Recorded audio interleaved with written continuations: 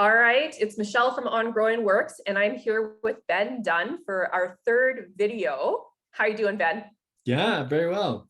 Thanks for having me Awesome. here. Yeah, of course. No, I've so been enjoying our discussions here, and I hope everyone's learning a lot about Verge as well. And again, I love the overlaps between On Growing Works and Verge. Like, we're the creators of sustainable living spaces, indoor, outdoor. You need a plan, you need a design, and there's so many overlaps with, what Verge does in terms of permaculture. So I love the collaboration. Yeah, I'm really excited about it. Okay, so what are we talking about in this video? We want to talk about what is the biggest challenge in permaculture in Alberta / like Western Canada. I'd love to hear your thoughts on that.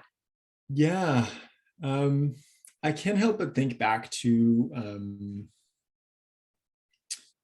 one of the Warren Brush's speaker session from our last summit, the Hope Knowledge and Plant Summit, when he said, like, the three most important things that we need in the permaculture movement right now, and I think I talked about this in a previous video, is demonstration, and second, demonstration, and third, demonstration. Like, we need more visibility with this kind of stuff. So I mean, just thinking to growing food, for example, like food in our grocery stores. Like, industrial agriculture is destructive. Like, we're losing, I think it's nine tons of topsoil per every acre of industrially grown crops in Canada, which is really terrifying, because without soil, you can't grow food, and you need good soil to grow good food. And industrial agriculture is just destroying the soil.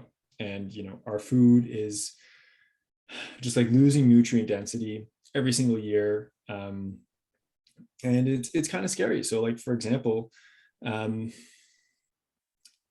greatest challenge, if one of the biggest challenges that we have right now is industrial agriculture, just like the food system in general, an opportunity is like reimagining that food system. And so, using permaculture as an opportunity to see solutions. How can we transition to regenerative farms? And Dakota Cohen did an amazing session about this in the Hope Knowledge Plan Summit, where he essentially like went through the data and was like, yeah, permaculture farms can feed the world. Like, it's possible. And so we just need more visibility. We need more demonstration sites. And so with that, like, we need more people doing it. We need more people. We need more educators. We need more trainers. We need more gardeners. We need more farmers. So I think the opportunity would be to, like, again, like, connect with your community. Go take a permaculture design course. We're hosting an upcoming permaculture design course online starting November 18th, but you don't have to do one with us. Like, if there's so many people teaching permaculture design courses. So I guess without rambling for too long, I think that's my brief answer.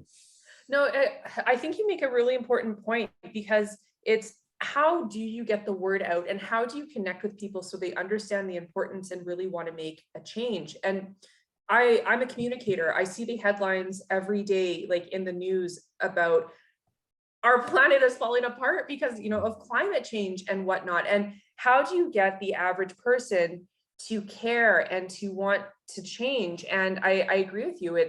We need to get the word out more and demonstrate that impact, right? Or the impact that permaculture can have.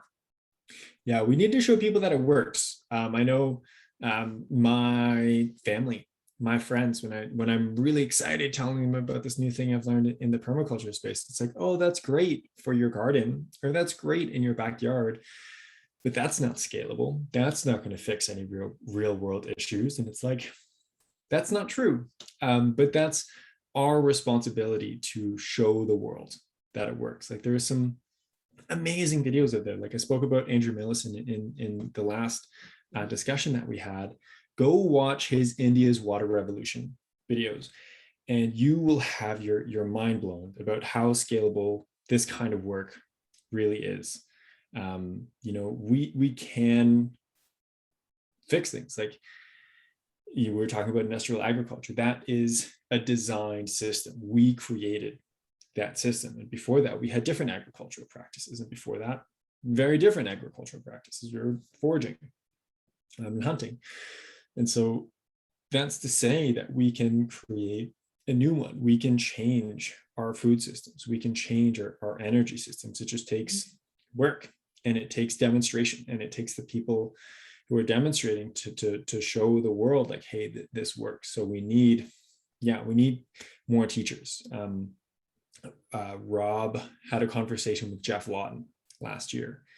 And in that conversation, Jeff Lawton had done some math to say, okay, well, how many teachers do we need to reach like a tipping point? And I can't remember what year it was. I don't know if it was like within 10 years or 20 years or 50 years, but he's like, we need to be training, we need 600,000 people being trained in permaculture every day, like new people in permaculture. And that's a huge the impact that we need, like, to make change. For the tipping point. And Warren Brush talked about this as well in our last summit. And it's, I can't remember doing really bad with my sources here, but he brought up, there's some sociological study of like how much of the population needs to adopt an idea before it becomes, the norm. Yeah. And he talked about how Apple, iPhones, Apple computers, like they use that logic in their initial marketing push. It's like, okay, how can we get 10% of people on board to then really make that change? And then that's what we need. Like if 10% of Alberta had taken a permaculture design course, or didn't take a permaculture design course, but were using permaculture in some way, people would wake up to the fact that, okay, this is normative now. Like we just need to get this message in the mainstream so that people see it, right? Like most people don't know what permaculture is or what it's about. And honestly, that's a huge limitation if you're trying to explain some new system. And it's like, if they don't even know what permaculture is in the first place, then it's not going to work. So we need, more trainers, more educators. No, it makes sense, right? It's creating that community, and it's definitely getting the word out about that.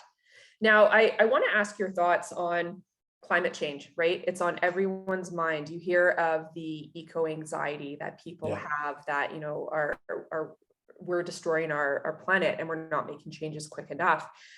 What's Verge's stance on that? And obviously permaculture plays a big role in that. Are there any opportunities through permaculture? And I know the answer is yes, but I guess what's the biggest opportunity through permaculture to be addressing the climate crisis right now?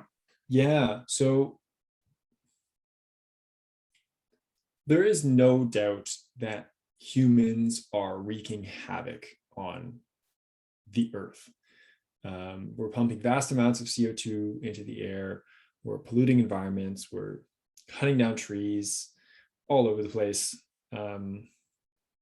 And that's undoubtable. And, climate change is a real thing.